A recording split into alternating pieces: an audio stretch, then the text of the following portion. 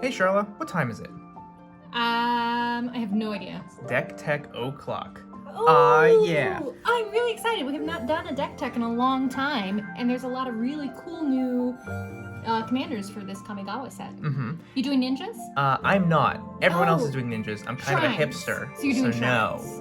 No, I'm doing sagas. Nice. We are going to talk today about Satsuki, the Living Lore.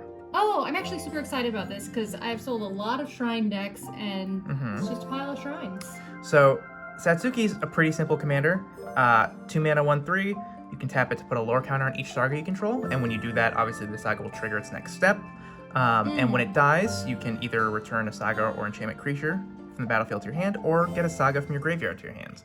Okay, so the idea of her in overall is to speed up your sagas, return them, and reuse them. The name of the game in this is value. Awesome. Sagas give you a lot of value for very little cost. They're a little slow, but they speed up with Satsuki. So let's dive into some of the sagas first. Yeah, absolutely. So here are our sagas. Notably, one of them is not a saga, it's Weaver of Harmony, but that does a lot of work in this deck, pumping your enchantment creatures, because a lot of these, especially the Kamigawa sagas, turn into creatures when they come back, when they finish their saga part. Gives them the a buff. Weaver of Harmony? Yeah, and then also you can use it to copy an ability from an enchantment you control, which is every saga, plus a couple other things in this deck. Right. So, activated or triggered ability, very powerful. There's not a ton of sagas, especially in 2 colors. We have to kind of be decisive on what we want here. There's some other sagas in here that serve specific points, but you try to run the most powerful ones. Certainly, Era of Enlightenment here is a pretty low-powered one, but if you can keep pulling it back and do extra stuff, scrying 2 repeatedly, getting a little life buffer, and then a creature out of it, we're trying to snowball here. We're trying to gain as much advantage, and what I really like about this deck is that there are so many different things that these cards do that each game is going to play way differently than normal. Right, because you're going to be doing +1 counters, you're going to be doing... Well, a lot of them seem to have that. There's a good number... Well, green and white often have some +1/+1 counter synergies. And there's some of that here, but, some of them are more defensive, some of them are card advantage, some are do very weird things. And notably, we have ramp now. Yeah, and we'll get this later, but this deck does not run a lot of traditional ramp. It is a very low mana cost deck, but these are the main... this is why we're doing it. This is why we aren't just a regular Enchantress deck. But this is kind of an Enchantress deck where you're just drawing a lot of cards to playing enchantments, but you're also getting a lot of really cool, powerful effects here. Restoration of a Ganjo is really powerful, and technically you can ramp from it if you just discard a land and put it back on the battlefield. Bending of Dominaria is one of my favorites. This is a good excuse to play like those cards that are a little dirtily. They're like, they don't impact the battlefield, but you just get a lot of value out of them. So this is the main way of how the deck works, and we're going to hopefully play a bunch of them because we're going to draw a lot of cards.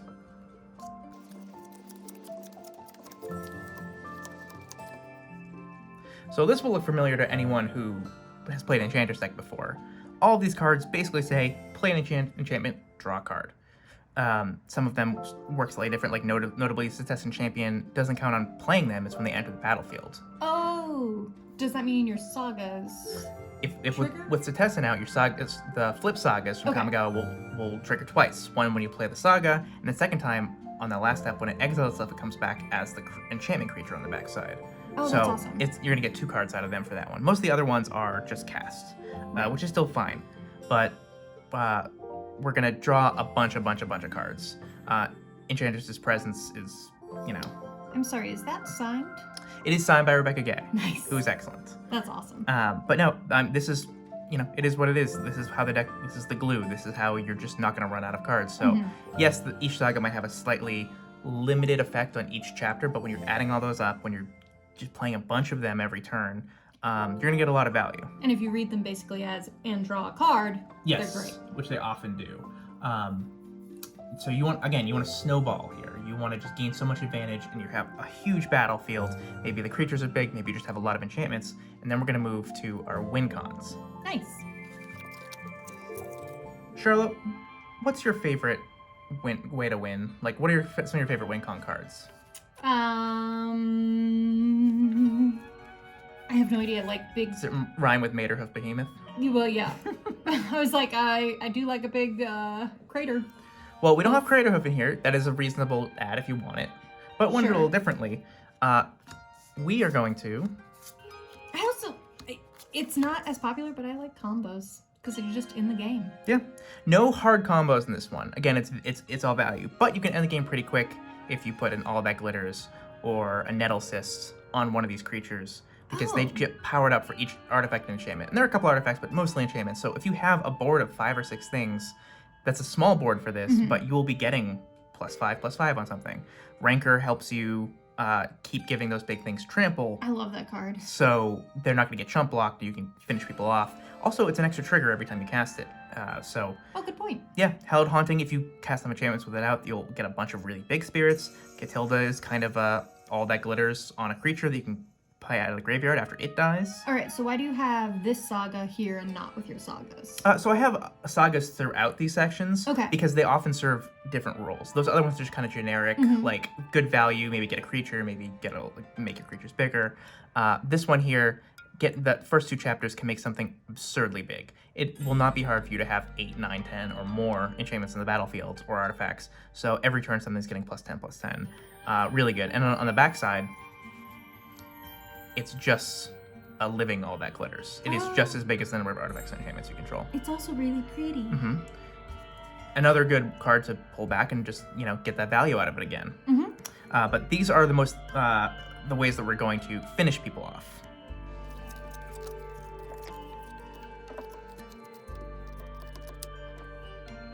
So as I mentioned, sagas are finite. They usually do a couple things and they go away. We're playing Commander. That's not good enough. We need something. We need more. Right. I need to get more use out of these things. So we have a lot of cards here that will return enchantments from the graveyard, or let you just bounce something back. Or in the case of Brought Back, if your sagas go away, you can just pull them right back at the end of turn or whenever you want. Also great against a board wipe. You can just get 2 permanents, so 2 enchantments that died that turn, and bring it back. Savin's Reclamation does a great thing as well. Mana cost 3 or less it only works with, but most of the cards in this deck are mana cost 3 or less. I actually always forget that Sun Titan brings back just a permanent. It's not. Yeah, could be a land, could be, again, yeah. a lot of these enchantments have 3 or less mana. There's only a handful of 4 and very few things more than that. Sun Titan is one of the few ones. Even Doomscar, which is a 5 mana card, you're probably going to be casting for 3, and that's in here as well. Right. But lots of ways to just make sure that, they blew up my really strong enchantment, they blew up my Smothering Tithe. I'm going to get that back. But the fact that the sagas will go into your graveyard anyway makes things like Cleansing Meditation and Resurgent Belief, which is, by the way, a card you should buy if you don't have yet, because it is stupid cheap for how good that card is. I've never read it. 2 mana to suspend it for 2, so 2 turns later it happens, and it's just Replenish. That's really good. Pulls all your enchantments back from the graveyard onto the battlefield. So you could potentially, after playing several sagas, maybe something else was destroyed or something, you could potentially be bringing back 6, 7, 8, 9 permanents at once. And it gives you suspend too, so it lets you spend a little more time stocking up that graveyard. Nice. I was just going to point out your pretty tragic poet, but we can move on. Oh, yeah, sure. It's just very pretty. It's kind of a pet thing for me as someone who is in the poetry world. But it works for the deck. You can sack it once to get a specific enchantment card back. Sometimes you don't want every single one back, because there is a potential way if you have a bunch of enchantresses out, you could deck yourself. That's true. I mean, I get it. I play Terminate in Kalia, which is not the best option. But I love it, because I have a pretty foil old one. Yeah, I love our pet cards, so any excuse to use another Rebecca Gay card, like Auramancer.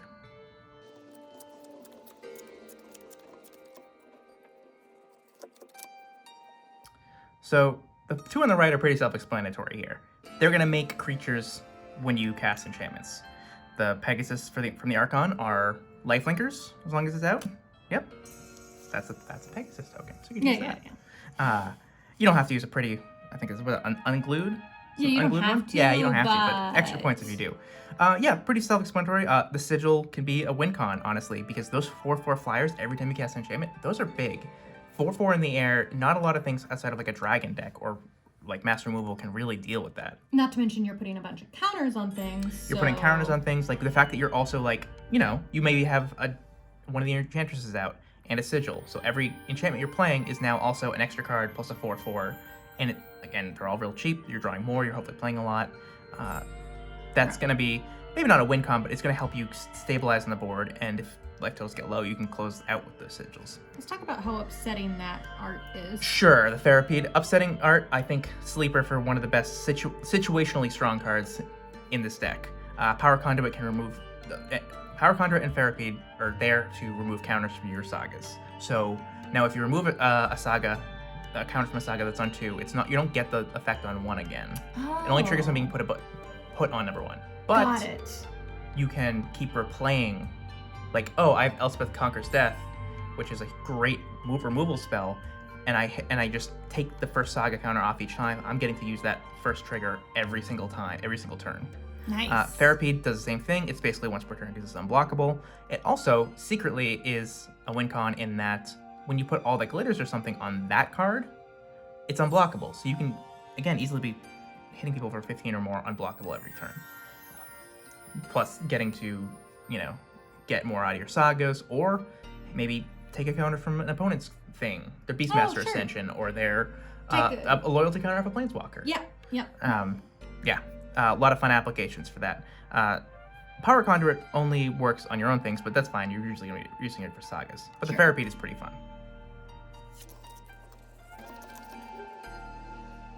So we're going to find some enchantments with these cards. These are tutors, or in the case of Calyx, just kind of a keep digging for more enchantments. Generally, good. The more you get, the better they are. But because all of our things are enchantment-based, these become your toolbox cards. You're searching out with an idyllic tutor. Maybe you're searching for a specific piece of spot removal. You could be searching for Out of Time, which is a board wipe that's an enchantment. So we use a lot of stuff that normally would be, maybe it's a sorcery for a board wipe, or an instant for some kind of, some other effect that you'd want. They're all an enchantment, so our enchantment searching things, which Green and White is very good at, will find you them. Search for Glory is in here with snow basics that we use, because you gain a little life, and the ability to grab a basic land with Search for Glory, if maybe you're stuck on 3 mana, is very impactful. Yeah, I like it. I got nothing to say. I was like, yeah. Makes sense. Sterling Grove and Moonblast Cleric, put it on top of your library, but Sterling Grove you can do at the end of your opponent's turn, and it's nice to protect your stuff until you want to, target it yourself. Very good. Still very good cards. But especially since you're not in black, so you're not going to be tutoring. There's not a lot of great tutors, but that's why almost everything useful in this deck is targetable by an enchantment tutor, because they're all either Sagas or very specialized enchantments. Right. Speaking of removal, 7 of the 8 main removal cards in here are enchantments, so they are tutorable. Oh, that's not. But things like great. Seal of Primordium being removing an artifact or enchantment, being on an enchantment itself is going to be the same effect, because you can just sacrifice it whenever you want. If you want to do it, you can't do it at instant speed, I guess, but you're going to draw a card off it. It's kind of a rattlesnake out there where people know that it could go off at any time. Elspeth Conquers Death is just an incredible card. You get lots of cool value if you let it go all the way, but the first one, exile a permanent with converted mana cost 3 or more, which is probably all commanders. Can I ask a really stupid question? Yeah. Why can't you do it at instant speed? The Seal of Primordium? Yeah. Because it is... No, you can use its ability. Oh.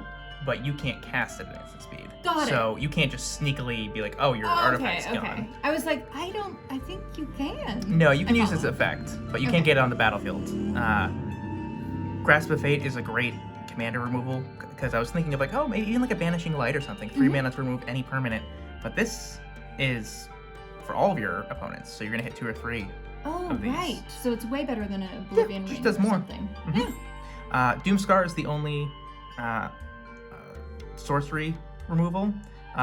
It's in there because 3 mana off a Foretell is very good. Also, there's a card in the next section that also has Foretell. So whenever I have a Foretell card, I like to have more than one in a deck. Otherwise, it's kind of awkward. I don't and people might make mistakes thinking, oh, it's the Doomscar, so I'll do this, and then it's the other one. Darksteel Mutation, always a good card. Kenrith's Transformation. So good. Just Elk something.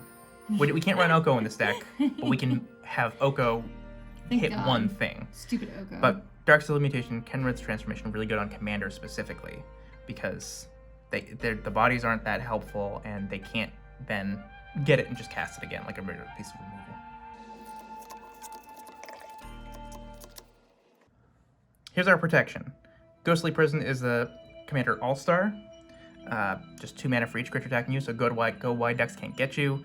people, even with like medium range, like maybe they have some creatures, but it's not going wide. 2 mana for each one is a lot. So like if you want to go in like, oh, you got a blocker, so I'll go in with 3 things. That's 6 mana. That's basically take your turn off to attack me, and probably not efficiently. So that's a great one. Sphere of Safety is just that times a million. It's really hard if you have this on the battlefield and anything else. Your opponents you probably have several enchantments, and it's just going to be impossible to attack you. The ultimate pillow fort card. I really enjoy these because this is my absolute least favorite art of that card, and this is my favorite art of that card. Awesome. Yeah, I mean, if anyone wants to donate, what was it? Saviors of Kamigawa, the first... Champions. It was Champions with Ghostly Prison? I'll take it. It's a cool one. I'll sell it to you. Okay. Well, I didn't say I wanted to buy it. Oh, right. Any generous patrons. Heroic Intervention is just a great response to other people's board wipes. It also gives all permanents you control, so not just creatures, but it'll keep your enchantments from like... Oh, actually notably, I said Farewell there. Farewell hits, it exiles, so it's not going to protect against this. But it will protect against pretty much every other board wipe. Because Wrath of God can't regenerate, but this isn't regenerating. They're just indestructible. And Cosmic Intervention is another anti-board wipe tech. It is another Foretell card, but basically it just lets you blink all of your things that would be board wiped instead. Nice. So it's really nice with enchantments because you just get all those extra triggers, especially if they're sagas. Reset those. Sometimes you might even do it to yourself.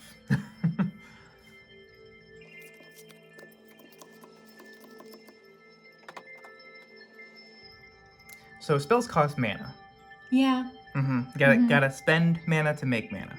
That's what I always say. Yeah, that's what I always said too, before you started saying it. So, Jukai Naturalist is a new great card, just reducing your enchantment costs. Starfield Mystic does the same. It also grows when your enchantments go to the graveyard. With a lot of these sagas, they will. And it also the creatures on the other side too when they die.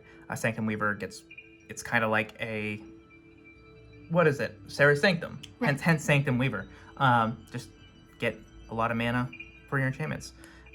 We only have the one traditional ramp spell, the Rampant Growth, plus the Soul Ring. We're in green, and a lot of these sagas do things like let you play extra lands, or let your creatures tap for mana, or, dig one out and ramp you. Like, all of the sagas do some of that already, so we don't go all that heavy. Also, as I mentioned, curve very low in this deck. Right.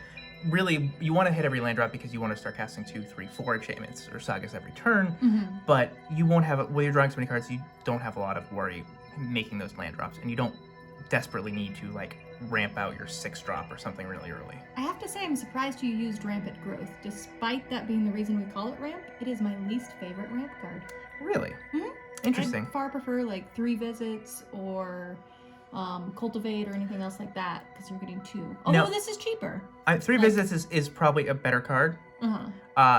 Except it's fetching out of forest. It is. So if you're in a budget version, you don't run the Strockland. Yeah. Or there's it's another not as good couple. for mana fixing. Right. Yeah. So Rampant Growth is 2. It does that. Right. Cultivate's 3, so suddenly Cultivate is maybe you don't 3. need it. And when that makes it one of the more expensive cards in the deck. Yeah. Like cost-wise. Soul Ring, like I wanted to do this with no mana rocks, but Soul Ring is just so efficient. Sure. It also is fetchable with a certain land that we're going to talk about. But it is, and Jorah's Familiar, again, look at every card from Dominaria, and we'll see if they do it again. The new Dominaria sets, for the word historic. Historic spells cost 1 less. That's all artifacts, all legendary creatures, which will cut down on commander attacks, but also sagas are historic. So it's reducing all your sagas as well. I don't think I realized how much this melded with Dominaria, which is awesome. I'm hoping this is going to get some sweet, it can add more artifacts. A lot of those effects are enchantment or artifact. They count those buffing effects like Nettle Cyst or all that glitters. So maybe we'll get some more good stuff.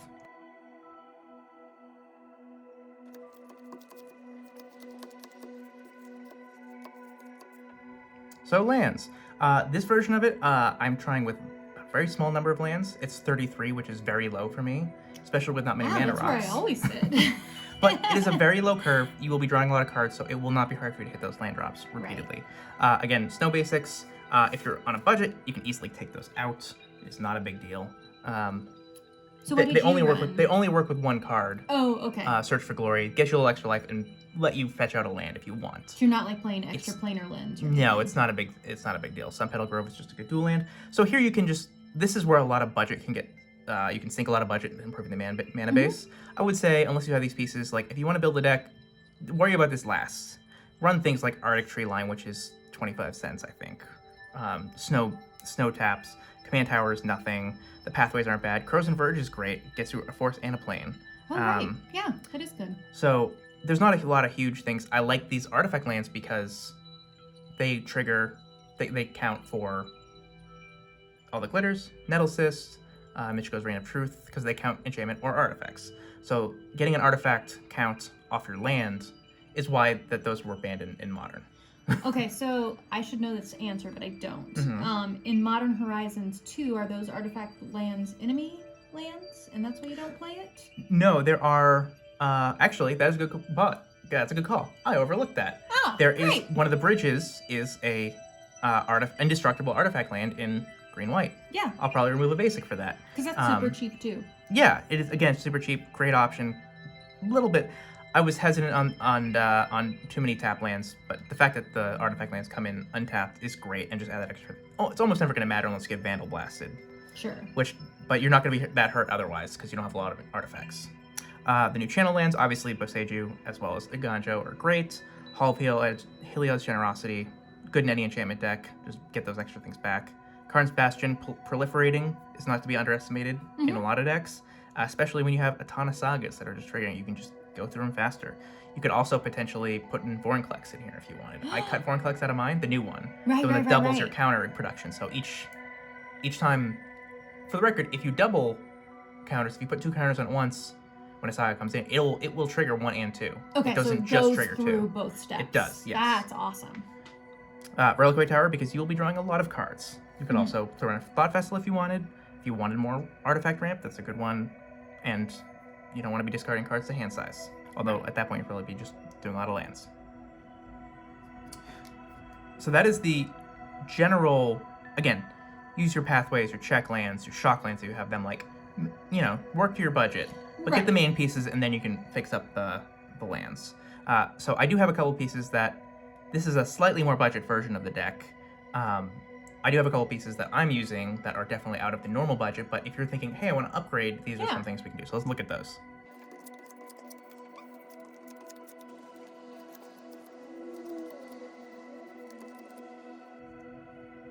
So these cards range from anywhere from about $20, or I guess Temple Guard is probably like 15, if that, the shock land, and Yavimaya is 10, to up to like 250, because Serra Sanctum is a reserve list card that is incredibly powerful. It is the white Gaia's Cradle. These should all speak of themselves. Another Enchantress, Smothering Tithe is good in any deck that can run it, as is Boseiju. Replenish, another reserve list card that is just made for this deck though. Yeah, Pull all the enchantments back. Fetch land, shock land, pretty straightforward. Urza's Saga, even though you don't care that much about the artifacts, they can be pretty big. But even just getting 2 bodies out of there, and then when it dies, you go and get your Soul Ring. Right. It's also an enchantment, so it's going to trigger some of your stuff. And you can play it again. Pull it back. You can. There is a one of the Sagas from the new set. I think it's Boseiju reaches skyward, fetches you basics, and then the second step is you put a land from your graveyard on top of your library. That's a good one to do it with. So that is Satsuki. Let us know what you thought. If you're interested in building this, if you have any questions, or like, hey, what about this card? I probably missed a few. I think it's going to be a lot of fun, though. So please do give it a shot. Let us know what you think. And, if you want to build it yourself, we're going to share the deck list. Yeah, and actually, if you have built a ninja deck or a shrine deck or one of these new commanders, or really any, I would love to see what other people are brewing. Yeah, I mean, they're popular for a reason, because they're really strong and really fun. Yeah. I want to do Satsuki because it's a little bit, I think it's going to be popular, but not to the level that those other ones will be. So let us know what you think. We'll put the deck list in the description of this video, so you can check it out. Like, subscribe. We don't have a Patreon, but if you want to start one for us and then give us money. Yeah, we would not say no. Yeah. Write to your congressman about something. Yeah. I don't know. Yeah. Get involved, for God's sake. All right. Thanks so much, Charlotte. Thank you for letting me take you on a tour through Satsuki Land.